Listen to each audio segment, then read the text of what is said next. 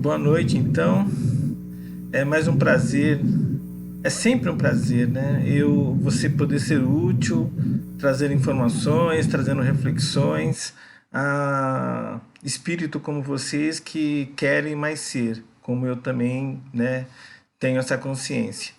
E como a Maria de Lourdes já apresentou, a aula de hoje é o Sermão do Monte, aula 2 de 4 aulas, né? Vocês já tiveram uma, vão ter uma segunda comigo hoje e vão ter mais duas.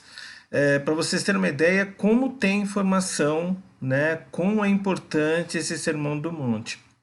Jesus fez 4 grandes sermões, né? O primeiro dos sermões que Jesus fez, que está nos evangelhos, foi esse, que foi à beira do lago de Genezaré, né? Conhecido como Lago da Galileia, Mar da Galileia. E só que Jesus fez mais 3 grandes discursos, né? Tem o da Monte das Oliveiras, antes dele ser preso, né? Também conhecido como Sermão Profético. Tem o Sermão do Cenáculo, que é o da Santa Ceia, e tem o Sermão dos 8 Ais que ele fez no templo. Mas de longe, o que tem mais profundidade, o que tem mais informação é o Sermão do Monte ou o Sermão da Montanha. Na verdade, existem colocações que Jesus colocou muito profundas que cada um de nós entende de acordo com a consciência, com o nível de evolução espiritual que nós tivermos. Eu vou trazer aqui uma visão que hoje eu tenho, né, que quero compartilhar com vocês e quero que isso faça diferença para vocês como faz para mim. É, na verdade, eu não sei até onde vocês viram, que parte vocês viram do sermão na primeira aula, mas como eu vou fazer uma abordagem um pouco diferente, eu espero não ser muito redundante com aquilo que vocês já viram. Na verdade, eu quero apresentar para vocês, né, as bem-aventuranças, que é a primeira parte do Sermão da Montanha. Vocês talvez já tenham visto parte dessas bem-aventuranças, ou até a totalidade, mas eu vou colocar de uma forma que vai ser bastante útil para a evolução de cada um de vocês. Por quê? Porque as bem-aventuranças nós podemos usar, e eu acredito que foi essa a ideia que Jesus quis nos passar, como uma régua, como uma forma de nós medirmos a nossa capacidade de amar, de nós verificarmos em que ponto está a nossa evolução espiritual. E também serve como um manual de como evoluirmos até o reino de Deus, até esse estado de espírito, né, de sintonia plena com o divino. Né? A gente tem que entender que o reino de Deus não é um local no espaço-tempo, e sim um estado de espírito, onde nós estamos o tempo todo, né, em sintonia, em ressonância com o Pai. Eu preparei alguns slides aqui que eu quero apresentar para vocês como referência para vocês acompanharem a aula.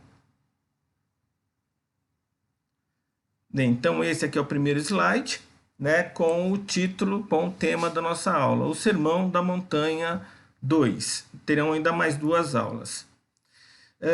Gandhi, né, fez essa referência que dá todo o valor que merece ter esse sermão. Se perdessem todos os livros sacros, né, da humanidade, ou seja, os livros sagrados, eu acho que ele quis colocar isso no contexto mais amplo possível, ou seja, não só a Bíblia, mas como também os livros hindus, os budistas, de todas as religiões, e só se salvasse o Sermão do Monte, nada estaria perdido.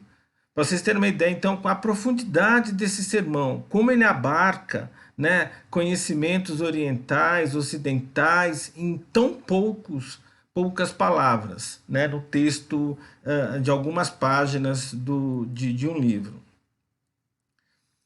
Aqui tem um resumo do Sermão da Montanha, né? Então tem a primeira parte, as bem-aventuranças, que é o que eu pretendo atacar hoje, e depois tem as outras partes, né? Eu vou falar alguma coisa da parte 2, mas a parte 3, 4, 5 e 6 vão ficar para as demais aulas, porque é muito importante que nós entendamos, né, essa referência, esse caminho que Jesus nos trouxe de como nós podemos usar as bem-aventuranças como uma referência de caminhada de reforma espiritual, de iluminação, de santificação. Bem, eu começo então com a primeira bem-aventurança. Lembrando que bem-aventurança é uma expressão que não foi criada por Jesus, né? Ela foi utilizada no Antigo Testamento por alguns profetas, e, e fazendo uma tradução livre, né, seria abençoados, felizes. Então, o que Jesus nos está colocando aí, que abençoados, felizes, são os pobres de espírito, porque deles é o reino dos céus. A questão do pobre de espírito, né, numa visão rasa, numa leitura rasa disso, pode trazer interpretação errada.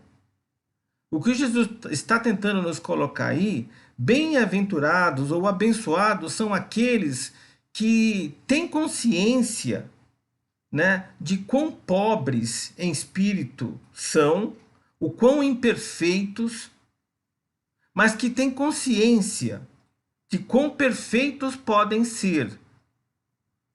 Porque nós temos, como Jesus tinha, a centelha divina em nós, o divino manifesto em nós.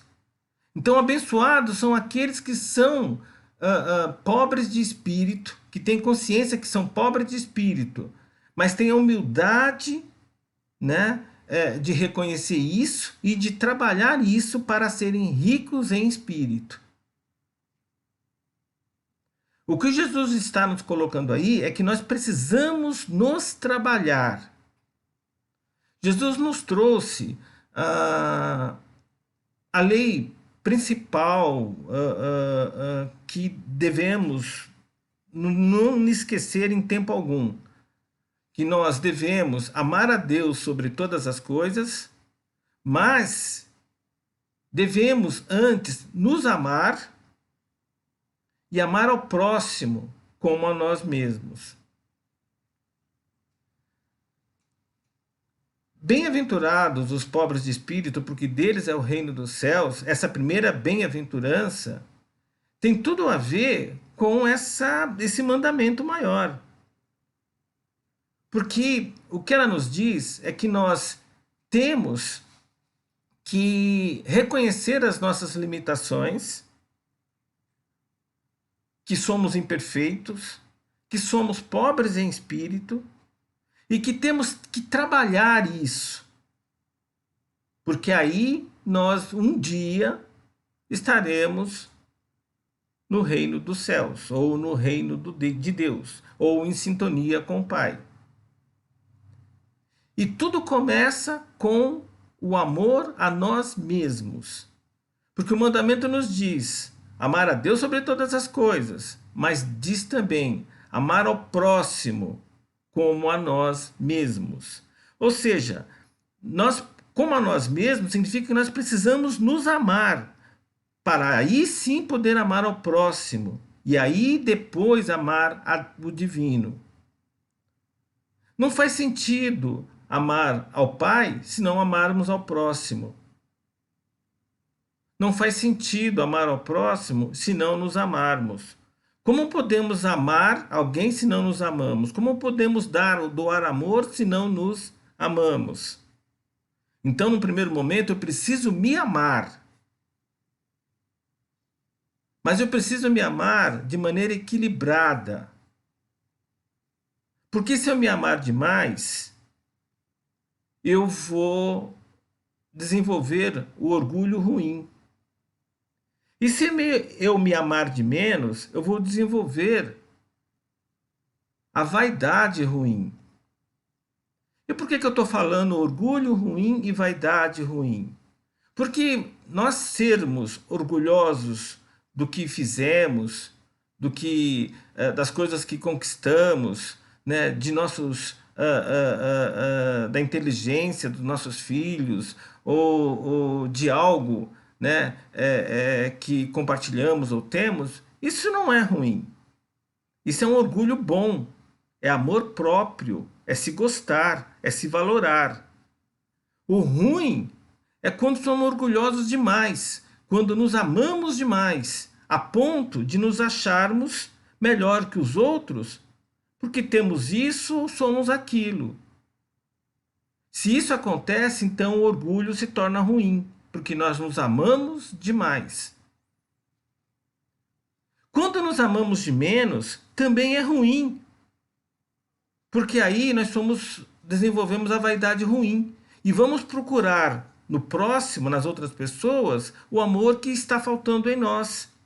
Aí nós vamos fazer cirurgias plásticas, aí nós vamos querer comprar roupa de marcas, de grife, aí vamos querer parecer aos outros o que verdadeiramente não somos, porque queremos a atenção, queremos o carinho, queremos o amor do outro para compensar o amor que nos falta. Então, essa primeira bem-aventurança, né, nós precisamos nos trabalhar, reconhecendo as nossas imperfeições, nos amando, mas de maneira equilibrada, sem ter amor de mais nem de menos. Ou seja, temos orgulho e vaidade em equilíbrio. E o segredo para isso é nós desenvolvermos a humildade, sermos humildes. Porque aí nós nunca vamos achar que somos melhor que ninguém. E nunca vamos precisar, né, de ser valorados, validados por outra pessoa, porque nós nos bastaremos. Porque nós temos consciência do que somos imperfeitos e que precisamos trabalhar, né, para nos melhorarmos, para mais sermos. E isso tem a ver com amor próprio, só que com equilíbrio. Essa é a primeira bem-aventurança, né, numa visão um pouco diferente, né, do que nós costumamos ver. Então Jesus está nos pedindo que nós trabalhemos o amor próprio de maneira equilibrada, sendo humildes. Orgulho e vaidade estarem em equilíbrio. Quando nós dominarmos essa bem-aventurança, nós podemos pensar em dominar a segunda bem-aventurança. Então, a bem-aventurança, né, tem a ver com a humildade, com o entendimento, com o reconhecimento que somos crianças espirituais. E aí, né, os aprendizados que temos que levar é o desapego da matéria, que viemos a este mundo sem nada e partiremos, né, voltaremos para a pátria espiritual sem nada. Então, que é besteira ficarmos nesse meio tempo brigando por mais ter, em vez de brigar, de lutarmos por mais sermos. Então, devemos não rejeitar a matéria ou ter total desapego à matéria, mas não sermos refém da matéria. Não colocar a nossa felicidade, a nossa alegria de viver, refém de ter o carro do ano, de ter um carro de luxo, de ter uma casa grande. Podemos ter carro, podemos ter uma casa, podemos ter dinheiro, mas não podemos viver em função de, não podemos deixar a nossa felicidade refém dessas circunstâncias. Só vou ser feliz se tiver aquele carro, só vou ser feliz se tiver aquela casa, só vou ser feliz se tiver aquele dinheiro. Isso vale também para pessoas, todo tipo de matéria. Nós não temos nada, nós detemos por um determinado tempo, né, a matéria, né, tanto física como biológica. Sermos humildes, porque é o segredo de manter o orgulho e a vaidade em equilíbrio, para podermos aí sim passarmos para a segunda bem-aventurança, que é: bem-aventurados os que choram, porque eles serão consolados. Só que tem um detalhe: nós trabalhamos, né, as 8 bem-aventuranças, na verdade são 9 bem-aventuranças, só que nós, na nossa doutrina, a gente trata como 8, porque as duas últimas são bem-aventuranças de perseguição, então nós reunimos as duas últimas numa só, mas Jesus coloca 9 bênçãos, né? Mas vamos lá. A segunda bem-aventurança é essa daí: bem-aventurados que choram, porque eles serão consolados. Detalhe importante é que nós trabalhamos, quer queiramos, quer não, quer estejamos conscientes ou não, em todas as bem-aventuranças simultaneamente. Todas. Mesmo que não saibamos quais são, né, nem as conheçamos de cor. Isso faz parte da evolução espiritual. Nós trabalhamos todas, mas nós só conseguimos dominar uma quando dominamos a bem-aventurança imediatamente anterior. Ou seja, eu só vou conseguir dominar essa segunda bem-aventurança, estou trabalhando nela, quer queira, quer não, quando a primeira estiver dominada. Aí eu consigo trabalhar para dominar essa daí. Mas enquanto eu estou trabalhando para dominar a primeira, eu já estou trabalhando nessa segunda também. Que nos diz o seguinte: bem-aventurados os que choram, os que se lamentam, os que se tocam, os que percebem, os que se afligem com a miséria do próximo, porque eles serão consolados. Bem-aventurados os que percebem o próximo, que tem a ver com o mandamento principal. O primeiro a primeira bem-aventurança tem a ver com o nosso amor, o amor próprio em equilíbrio. A segunda bem-aventurança, amor ao próximo. Eu preciso amar ao próximo. Bem-aventurados que choram pelas misérias do próximo. Ele reconhece as suas misérias e está trabalhando nelas, que é a primeira bem-aventurança. E agora ele se toca, ele percebe a miséria do mundo que lhe cerca. E ele se aflige com isso e trabalha para tentar reduzir a miséria que lhe cerca. Por que eles serão consolados? Porque um dia, né, eles, pela fé, pela crença na providência divina e na justiça divina, na confiança na providência divina e na sua justiça, eles se sentirão consolados, porque eles fazem o melhor que podem. Então, a segunda bem-aventurança, né, tem a ver com o amor ao próximo.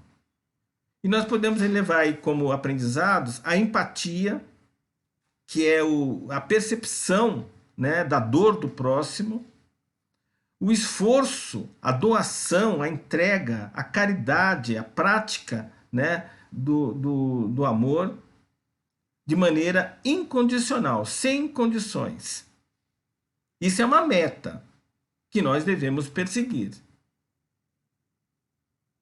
A terceira bem-aventurança, que nós também trabalhamos, quer queiramos, quer não, tem a ver com a questão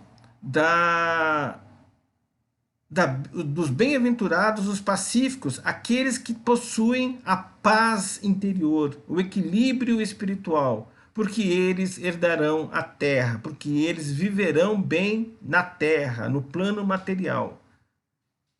Ou seja, eles já têm, para dominar essa bem-aventurança, eu tenho que ter dominado a primeira bem-aventurança, eu tenho que me amar de maneira equilibrada. Eu tenho que dominar também a segunda bem-aventurança, amar ao próximo, me sentindo consolado pela confiança na providência e na justiça divina. Aí eu consigo dominar essa terceira. Ou seja, viver de maneira equilibrada, em paz de espírito, de maneira inabalável. Eu percebo as minhas misérias, eu percebo as misérias do próximo, mas eu não perco o equilíbrio, eu não perco a paz de espírito. Não que eu não sinta dor, mas eu não sofro. A dor não é opção. A dor faz parte do viver. A gente sente dor quando fica em pé, quando dorme demais, quando fica muito tempo sentado, quando corre. Doer, viver dói. Agora o sofrimento é a dor prolongada. Aí é uma má escolha. Não nos acrescenta nada. Então, eu ser pacífico significa eu viver em equilíbrio. Eu viver de maneira inabalável. E eu preciso ter isso para poder passar para a quarta bem-aventurança. Eu preciso buscar isso para buscar a quarta bem-aventurança. Eu preciso ser pacífico, ser equilibrado, não levar nada para o pessoal. E aí eu sou inabalável. Eu vivo bem no plano material porque eu vivo em paz interior. E tendo então esse equilíbrio, essa paz interior, eu consigo trabalhar para dominar a quarta bem-aventurança, que é aquela que nos diz: bem-aventurados que têm fome e sede de justiça, porque eles serão saciados.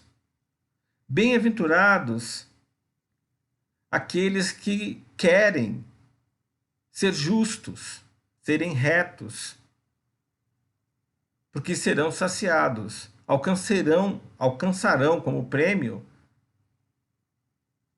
a saciez de justiça, serão corretos. Mas como conseguir isso se eu não tenho a terceira bem-aventurança? Ou seja, se eu não vivo em paz interior, se eu não tenho equilíbrio? Como eu vou julgar alguém se eu não tenho a terceira bem-aventurança, que é a do equilíbrio, que é da paz de espírito? Como eu vou julgar bem se eu não tenho a segunda bem-aventurança dominada, que é amar ao próximo? Como eu vou julgar bem se eu não tenho a primeira bem-aventurança, que é amar a mim mesmo em equilíbrio?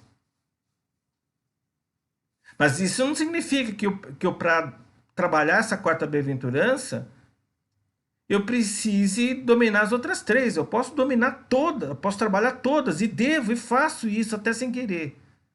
Mas eu tenho que ter a consciência que essa bem-aventurança, para dominar ela, eu necessariamente eu tenho que ter dominado as três primeiras. Ou seja, as bem-aventuranças é um rito de passagem do menos ser para o mais ser, aonde à medida que o espírito cresce no poder de ser, ele avança no domínio das bem-aventuranças. Olha quão belo, quão sábio Jesus foi em trazer essas bem-aventuranças. Essa quarta bem-aventurança, gente, tem a ver com o perdão.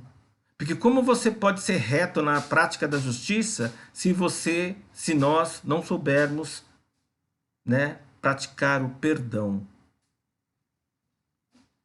E por isso que eu preciso das bem-aventuranças anteriores, né? A paz de espírito, amor ao próximo e amor a mim mesmo. Porque eu preciso praticar o perdão. E praticar o perdão não é esquecer o mal feito por outro, o que o outro diz ou fez que me afetou. Praticar o perdão é ver a cicatriz que o outro lhe causou, mas não sentir dor, ela não dói mais. Você não esqueceu o que o outro falou ou fez. É lembrar, mas não ter nenhum tipo de sentimento ruim, não ter nenhum tipo de mágoa interna. É a mais pura prática do amor, praticar o perdão. E detalhe, né, que eu não preciso tirar a culpa do outro, eu não preciso dar a desculpa para o outro. A gente confunde perdão com desculpar. Perdoar é dissolver em nós um sentimento ruim causado por outro, por um ato ou uma fala do outro. Não significa tirar a culpa do outro. Eu posso perdoar sem desculpar. Ah, ele me roubou.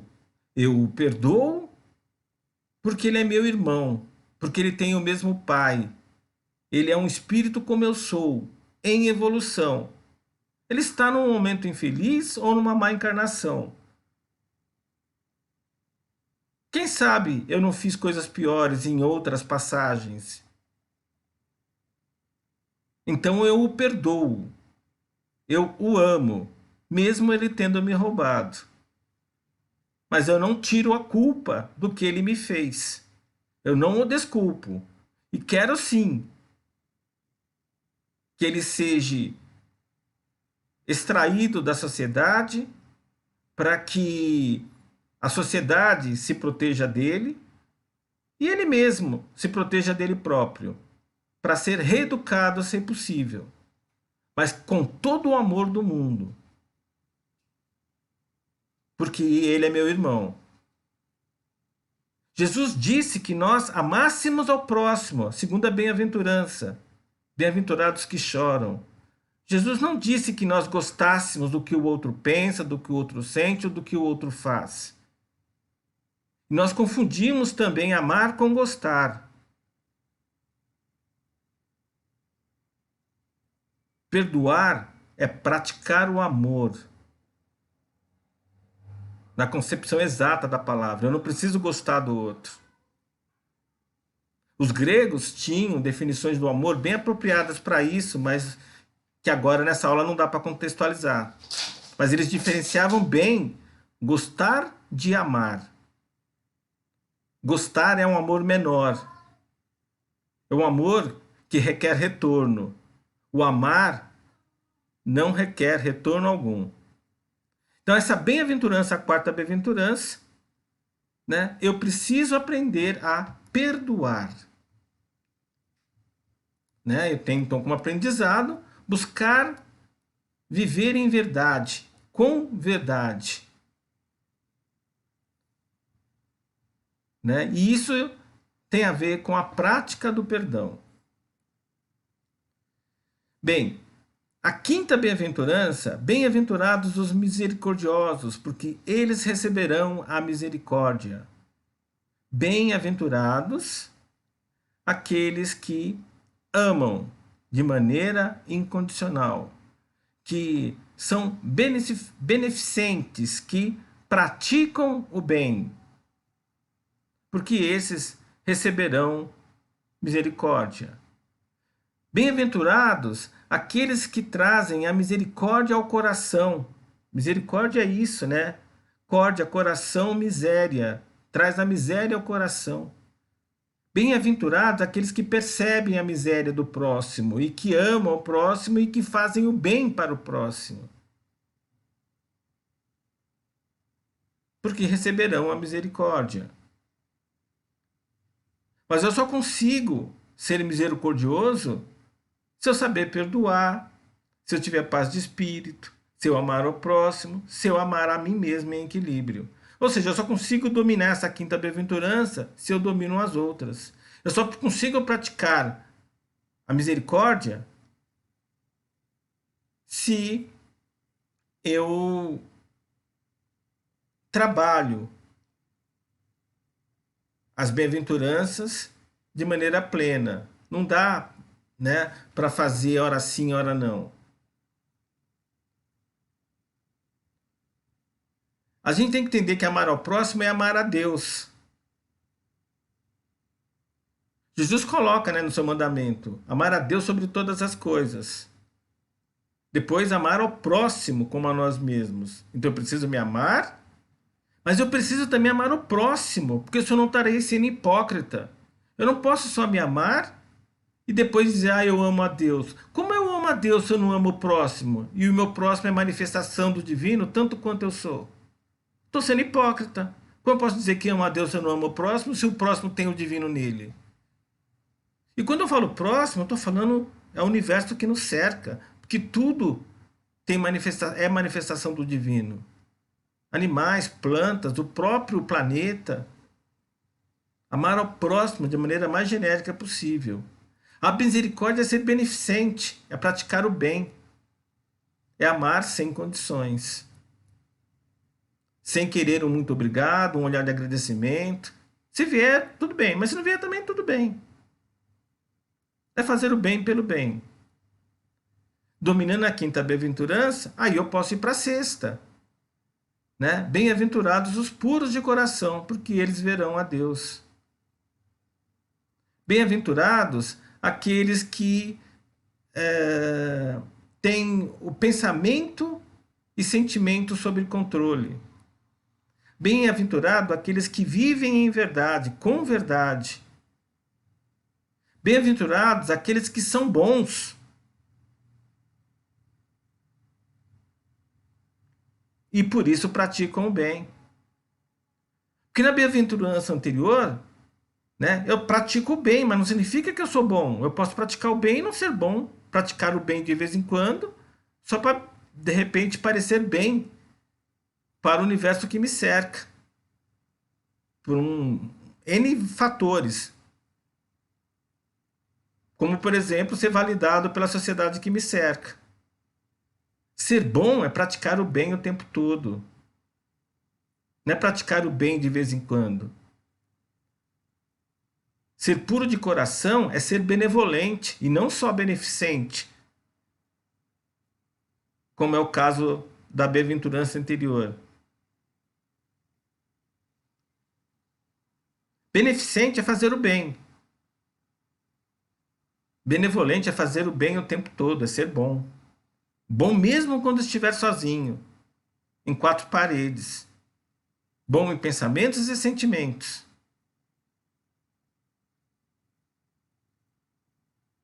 Ser misericordioso é fazer o bem, é doar uma roupa, um calçado, é fazer um trabalho para o próximo.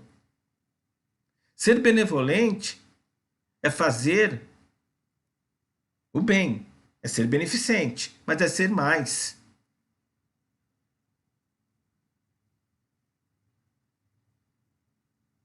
Ter 2 pares de tênis e doar um dos pares porque comprou um novo, isso é ser beneficente, isso é ser misericordioso.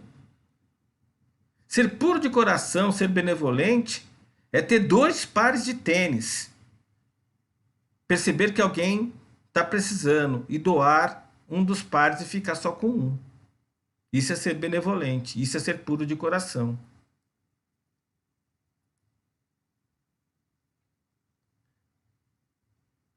Ser benevolente, reforma íntima, ser bom o tempo todo, mesmo em 4 paredes, mesmo em pensamento. Viver em verdade, com verdade e em verdade. Isso é ser puro de coração. Né? Ser inatingível. Porque nada lhe afeta. Porque repara, né? Ele domina a quinta bem-aventurança. Misericordioso. Pratica o amor o tempo todo. Tem amor. Mas eu posso ter amor e não praticar o bem. Não ser bom o tempo todo. Então eu preciso ser puro de coração, que assista a bem-aventurança. E aí, quanto mais amor, mais benevolente, mais beneficente eu sou, mais empoderado eu fico. Mais inatingível eu fico, tanto espiritualmente como fisicamente. É uma espécie de vacina, só que espiritual. Bem, e aí nós podemos ir para a 7ª bem-aventurança. Bem-aventurados os pacíficos, os pacificadores, os agentes da paz e amor. Porque o prêmio eles serão chamados filhos de Deus. Não que nós não sejamos, Todos somos filhos de Deus, manifestações do divino, mas eles terão o divino plenamente manifesto o tempo todo. Eles estarão em sintonia com o Pai, no reino de Deus. Então, bem-aventurados os pacificadores, aqueles que são motivos da paz e amor. É diferente da terceira bem-aventurança. Bem-aventurados os mansos, os que têm a paz de espírito, é no particular. Bem-aventurados os pacíficos, né, são aqueles que levam essa paz interior ao exterior, ao universo que lhes cerca. Eles nunca são motivos de discussões, de brigas, de desarranjos de qualquer espécie, porque eles são agentes de paz e amor. Eu só consigo isso, dominar, ser um agente de paz e amor, manifestar o divino, transformar o mundo que me cerca, de maneira plena, se eu dominar as anteriores. Mas eu consigo trabalhar, então, todas essas 7 bem-aventuranças simultaneamente? Sim, e a gente faz isso. Só que nós só conseguimos dominar uma quando dominamos as anteriores.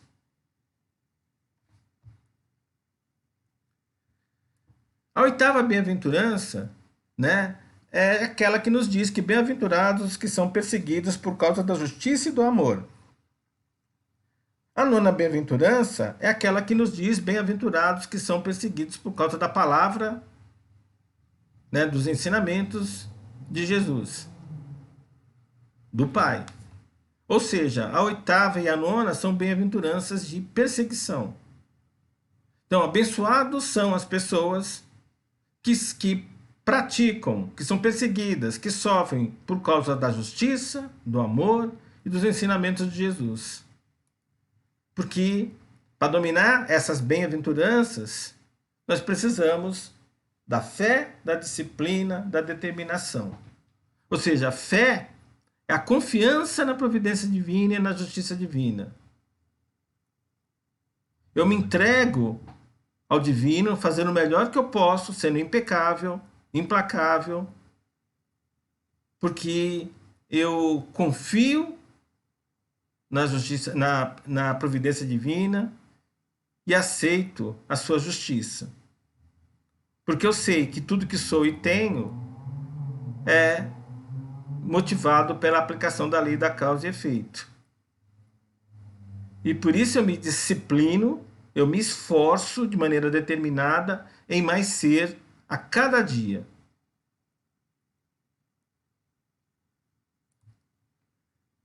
Nós podemos fazer uma conexão das bem-aventuranças com dons. Então, nessa tabela, eu listo à esquerda as bem-aventuranças e o prêmio na segunda coluna. Quer dizer, se eu dominar aquela bem-aventurança, se eu tiver aquela bênção, se eu tiver aquela qualidade, eu tenho uma recompensa. E eu tenho os dons do Espírito que eu preciso desenvolver. Dom é diferente de talento. Talento tem a ver com a vida presente. Dom é uma coisa que tem a ver com o Espírito, que me ajuda, quando eu tenho esse dom, a dominar aquela bem-aventurança. Então eu cito aí, né, os dons que devemos dominar. Longanimidade, que é justamente a questão de eu ser tolerante, de eu ser paciente, de eu ter o controle, né, do meu eu, né, a me amar em equilíbrio, para dominar a primeira aventurança. A segunda bem-aventurança, de eu me afligir, né, de eu perceber o meu próximo, né, de eu sentir o próximo, mas eu trabalhar pela miséria do próximo, porque eu confio na providência divina. E a mansidão, né? Que tem a ver com mansitude, mansuetude, que é eu viver em equilíbrio, em paz de espírito. E aí tem as outras, né? Os outros dons que cada um me ajuda a conquistar, a dominar aquela bem-aventurança. Bem, eu quero terminar fazendo um experimento mental que me permite ter uma ideia do meu nível de evolução espiritual, da minha capacidade de amar. E como seria esse experimento?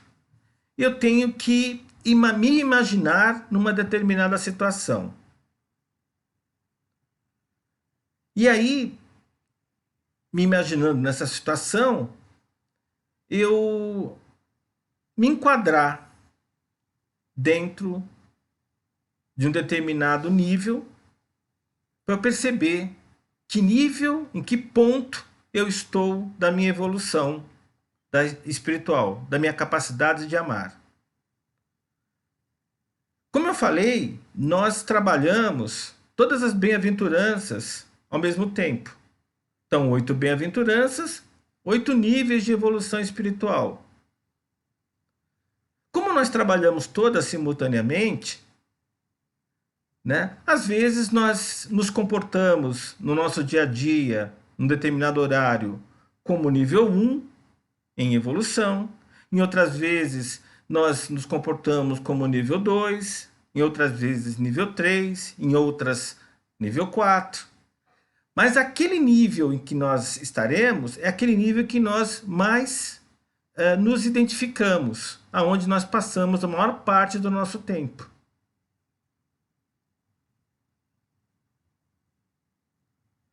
Então vamos lá. Imaginemos que nós estamos caminhando numa rua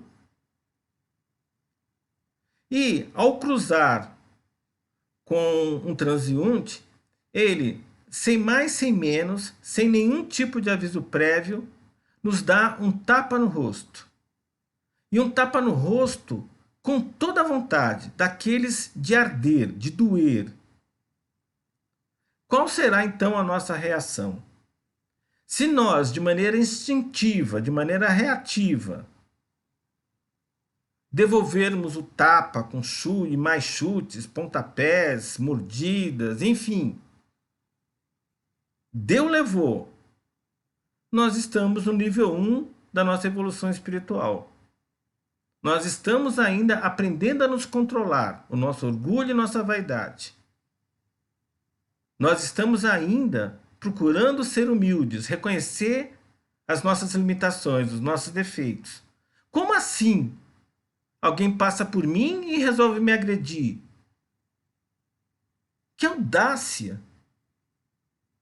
Como que alguém, né, se sente na liberdade de fazer isso justo comigo?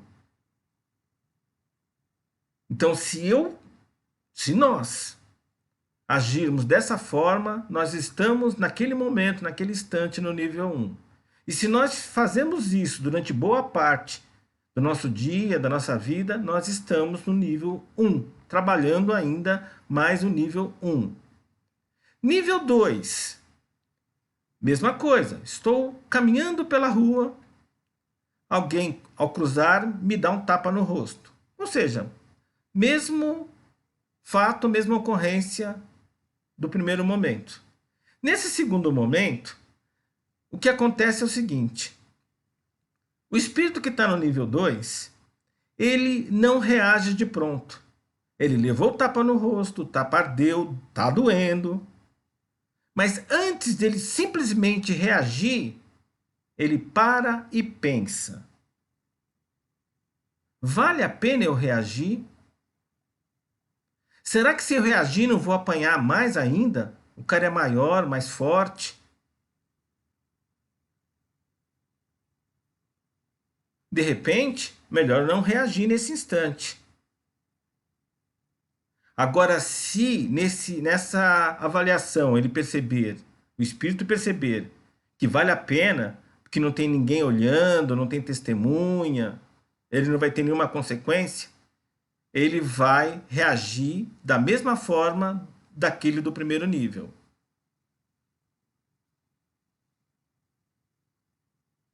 Agora, se ele perceber que não é conveniente ele reagir, porque tem testemunhas, porque a pessoa é mais forte, ele vai se afastar, mas vai procurar um meio de se vingar mais tarde, de alguma forma. Esse é o nível 2. Ele percebe o próximo, ele se aflige com a miséria do próximo, no bom e no mau sentido. Ele se incomoda, ele se sintoniza com a miséria do próximo. Se o próximo é ruim, ele é ruim. Se o próximo é bom, ele é bom. Se o próximo lhe elogia, ele elogia. Se o próximo lhe agride, ele agride também. Ele não tem controle ainda sobre isso. Então ele age como nível 2.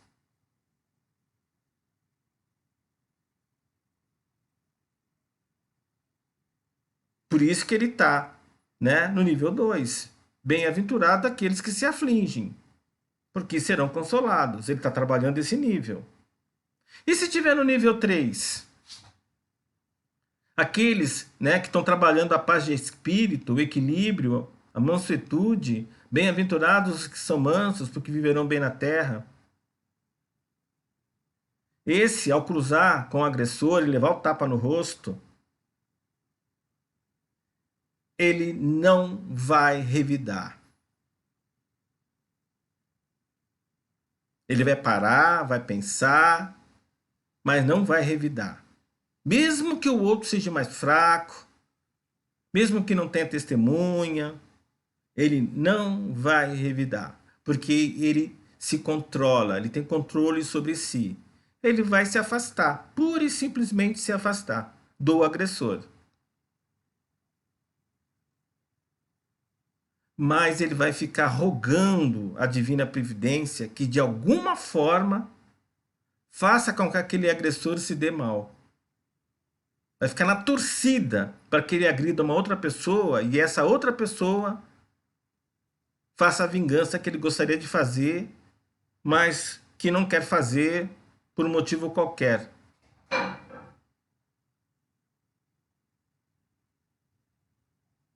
Ah, mas ele não tem equilíbrio, ele não tem paz de espírito, né? Ele está trabalhando a terceira bem-aventurança. Se ele tivesse o domínio da terceira bem-aventurança, ele não ia querer vingança. Mas como ele não tem o domínio, e que ele está trabalhando, ele quer a vingança. Só que ele mesmo não vai se vingar. Ele espera que a divina providência, por causa da justiça divina, providencie essa vingança que ele almeja. Que ele não se conforma com a agressão. Está no terceiro nível.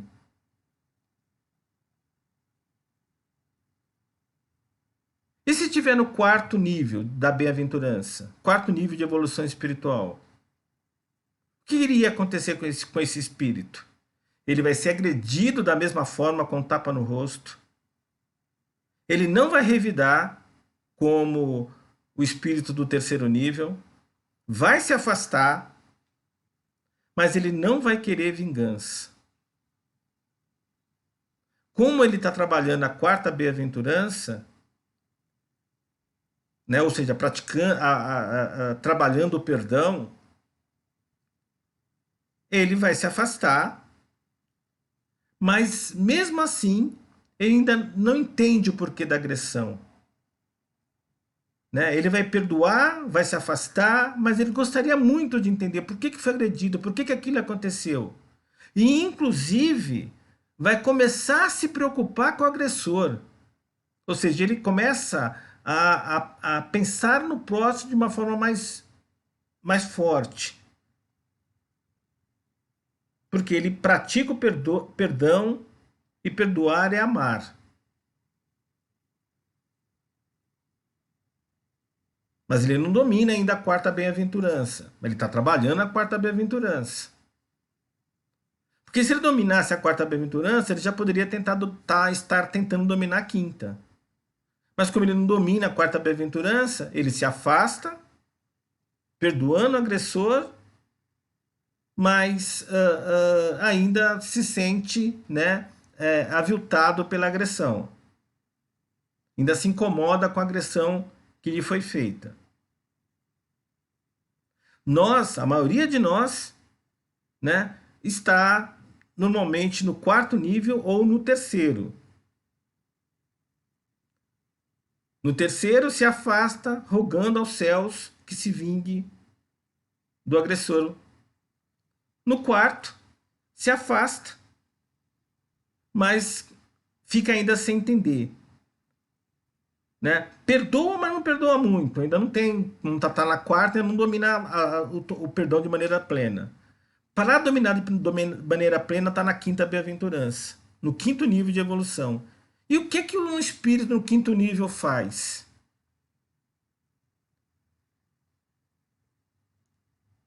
É muito bonito isso. Gente, ele não se afasta. Ele cruza com o transeunte, leva o tapa no rosto, não revida, não avalia a situação para ver se pode revidar ou se vai se vingar de maneira de uma outra forma mais tarde, como no segundo nível. Não vai embora, né, como no terceiro nível, rogando ao divino que pratique a justiça. E não vai se perdoar, mas vai se afastar.